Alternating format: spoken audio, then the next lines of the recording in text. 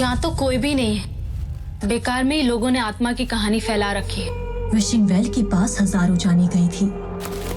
सबका मानना था कि वो जगह हॉन्टेड है। एक जर्नलिस्ट ने इसकी तह तक जाने की कोशिश की, लेकिन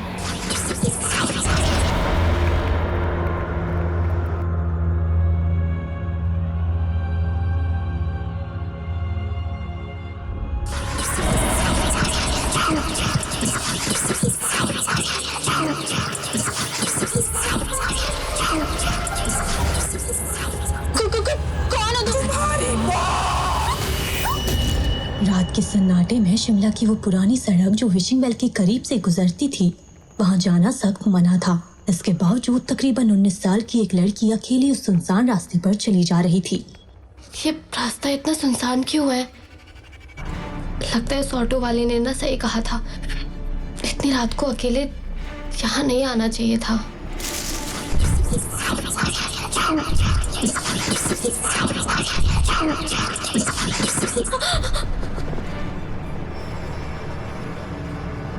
यहाँ तो कोई भी नहीं है। फिर वो कदमों की आवाज।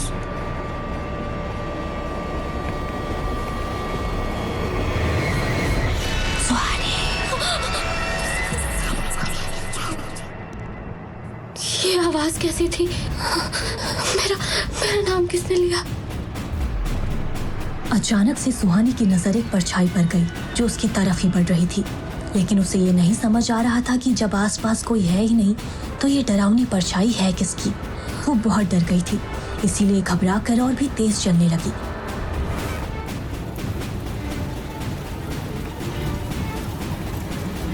लेकिन जितनी तेजी से सुहानी चल रही थी, वो डरावनी औरत की परछाई उसे पकड़ने के लिए और भी तेजी से उसका पीछा करने लगी।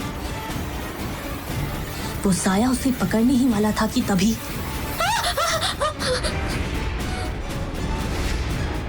डरो मत, मेरे साथ चलो।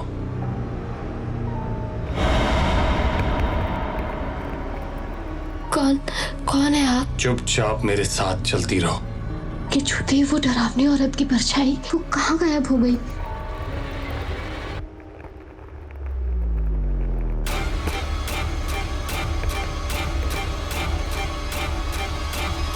पैदल चलते हुए वो दोनों हॉस्टल के गेट के पास पहुंचते हैं। अंदर जाओ और आगे से रात को बाहर मत निकलना। सुहानी उस लड़के का चेहरा देखना चाहती थी, इसीलिए बेल बजाने के बाद वो उस लड़के का चेहरा देखने के लिए झुकी ही थी कि तभी। कौन हो तुम? और इस वक्त यहाँ क्या कर रही हो? मैम वो जल्दी बोलो, हॉस्टल बंद करने का वक्त हो गया है। मैम मैं सुहानी शर्मा। मैंने सेंट थॉमस कॉलेज में एडमिशन लिया है और मेरे लिए यहाँ रूम भी बुक्ड है। इस वक्त यहाँ अकेले आ गई? नो मैम, मेरे साथ ये।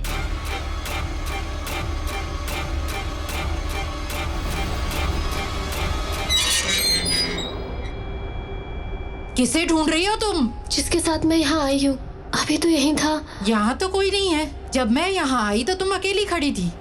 देखो काफी देर हो चुकी है, अंदर आ जाओ। और याद रहे, रात के 8 बजे के बाद हॉस्टल से बाहर जाना मना है। आओ मैं तुम्हें तुम्हारा कमरा दिखा दूं। कौन था वो लड़का? क्या कोई था जो छुपकर सुहानी के ऊपर अपनी नजर रख रहा था? हॉस्टल की वार्डन काफी स्ट्रिक्ट थी, उनसे हॉस्टल की सभी लड़कियां डरती थी।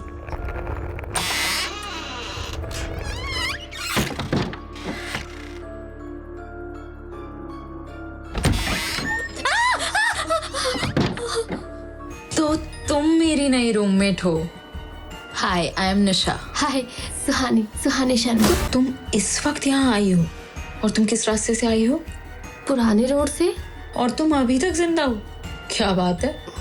तुम ऐसा क्यों कह रही हो? क्योंकि वो बहुत डेंजरस रास्ता है। आज तुम लकी थी, लेकिन हमेशा नहीं होगी।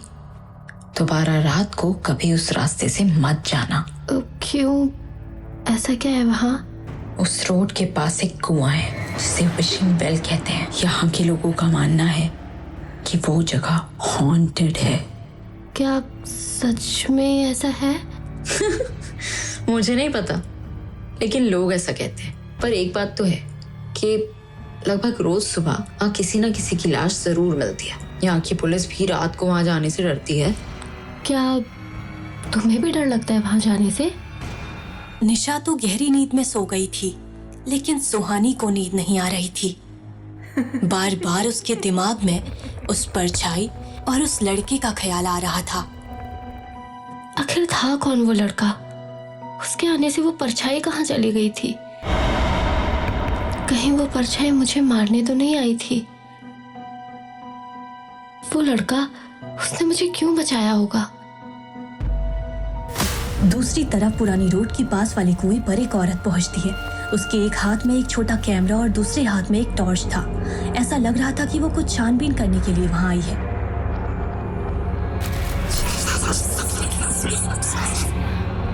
यहाँ तो कोई भी नहीं। बेकार में ही लोगों ने आत्मा की कहानी फैला रखी है और कोई इसका फायदा उठाकर यहाँ के लोगों को मार रहा है। पता नहीं क्या मिलता है लोगों को ऐसी झूठी खबर फैलाते हुए।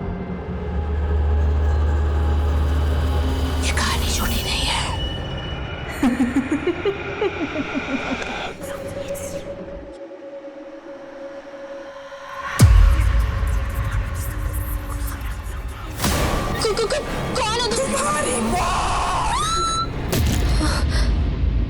डर के कारण सुहानी की नींद टूट जाती है। वो देखती है कि निशा गहरी नींद में सो रही है और खुद से कहती है, ओह गॉड, कितना भयानक सपना था।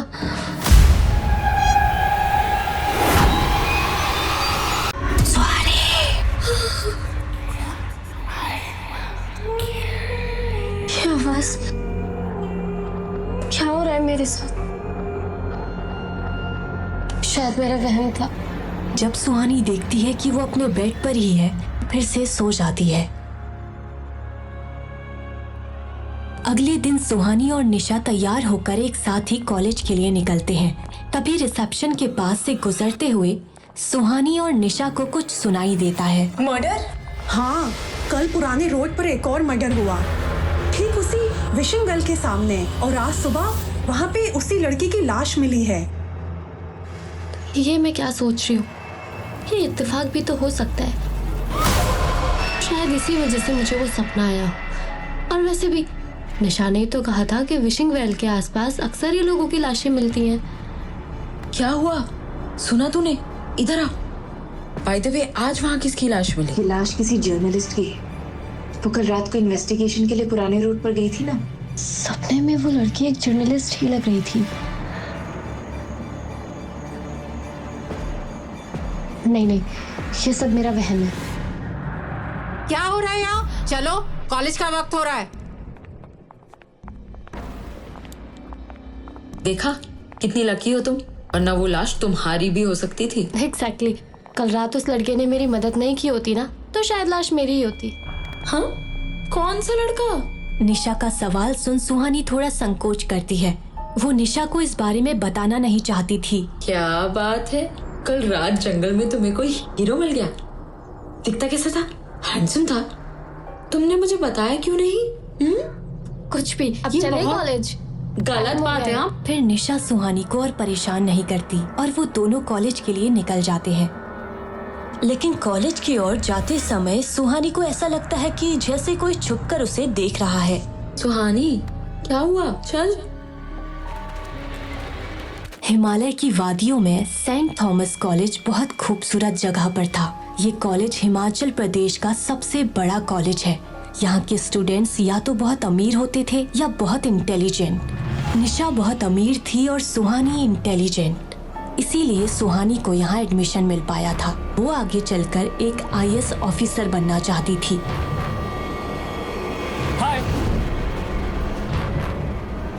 हाय ब्यूटीफुल। विवेक, कहाँ थे तुम? कब से तुम्हारा वेट कर रही हूँ। तुम्हें पता है उस विशिंग वेल के पास कल रात फिर से मौत हो गई किसी की। तो हॉस्टल में बहुत सारी गॉसिप्स चल रही थी तो लेट हो गया। निशा और विवेक आपस में बातें करने लगते हैं। विवेक से बात करने के चक्कर में निशा सुहानी के बारे में तो भूल ही गई थी। सुहानी वहीं खामोशी से खड़ी थी।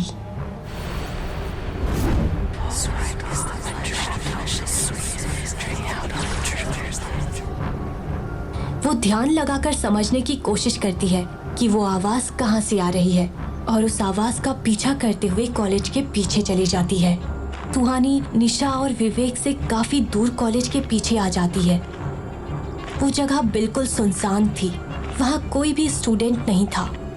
सुहानी के ठीक सामने एक बड़ा सा बरगद का पेड़ था। उस पेड़ के इर्द गिर्द लाल धागे बंधे हुए थे, जिसे सुहानी बड़े गौर से देख रही थी। सुहानी को ऐसा लग रहा था जैसे वो आवाज इस पेड़ से ही आ रही है। बरगद के पेड़ के पास पहुंचते ही उस पेड़ का वातावरण पूरी तरह से बदल जाता है।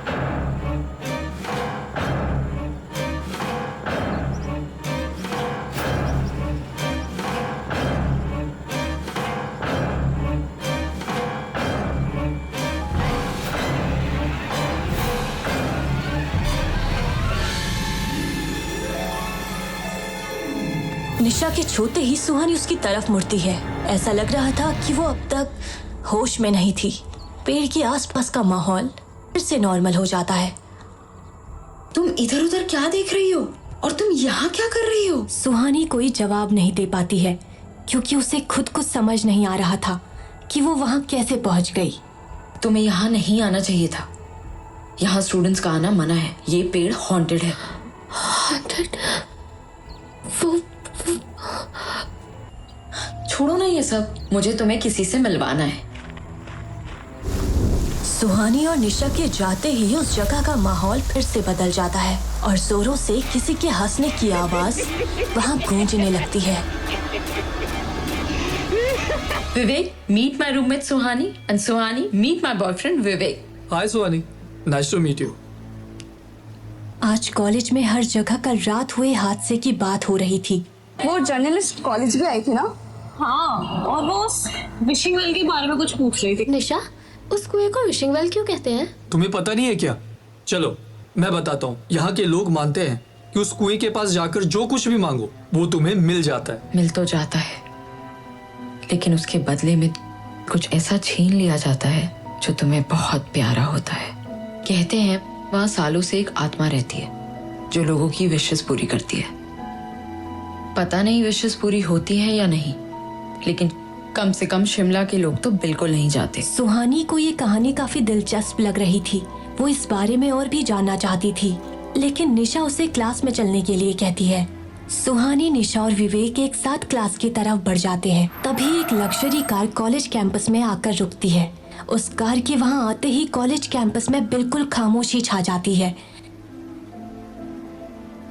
जब कार का दरवाजा खुलता है तो उसके अंदर से एक बहुत खूबसूरत औरत बाहर आती है। वो दिखने में इतनी खूबसूरत थी कि लड़के ही नहीं बल्कि लड़कियां भी उसे देखती रह जाती हैं। वो औरत कार से उतरकर कॉलेज के अंदर जाती है। चलते हुए वो औरत सुहानी के पास से गुजरती है तो वो सुहानी को एक नजर देखकर आगे बढ़ जाती है। उस औरत को देखकर सुहानी को अजीब सी बेचैनी हो रही थी। उसके वहां से जाने के बाद सभी चैन की सांस लेते हैं। ये लो, फिर से आ गई मैडम। हाँ, आएगी भी क्यों नहीं? कल पुराने रोड पर मर्डर जो हुआ है। ये है हमारी कॉलेज की ट्रस्टी मिस पद्मिनी सिंघानिया। ये बहुत ही अजीब है यार। कुछ लोगों का मानना है कि ये इस शहर में तभी दिखती है जब विशिंग वेल के पास किसी की मौत होती है। लेकिन सुहानी के फिर कुछ कहने से पहले ही निशा उसे और विवेक को क्लास के अंदर ले जाती है। सुहानी ये सोचकर परेशान हो रही थी कि कॉलेज की ट्रस्टी पद्मिनी सिंघानिया, जिन्हें वो आज पहली बार मिली है, वो उसे अजीब तरह से घूर क्यों रही थी।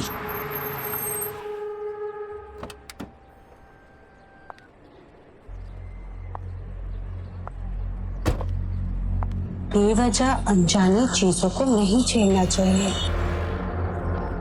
कभी कभी इसकी बहुत बड़ी कीमत चुकानी पड़ती है।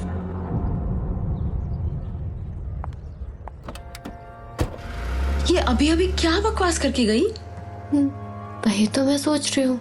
छोड़, चल। रात के 3 बजे थे। शहर में हर तरफ खामोशी थी। उसी बीच पुरानी रोड में एक लड़का बड़ी तेजी से चल रहा था और ये वही लड़का था जिसने सुहानी को साई से बचाया था।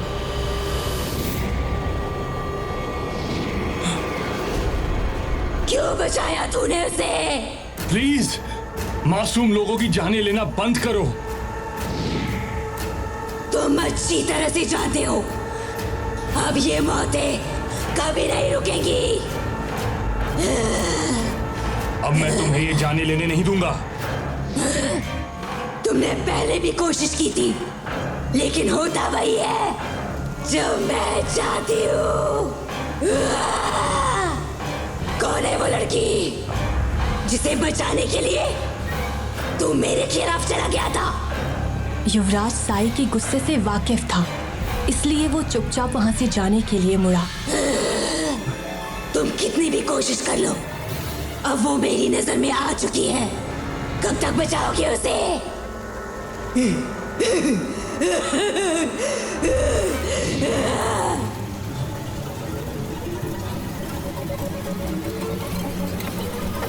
मेरी मदद करो, मुझे बचाओ यहाँ से, मेरी मदद करो।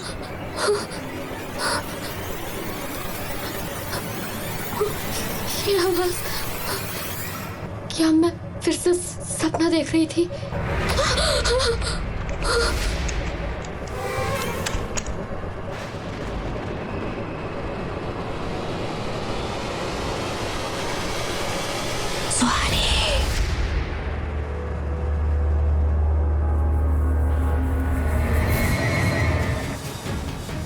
क्या उस साई ने उसे फिर से अपने वश में कर लिया था?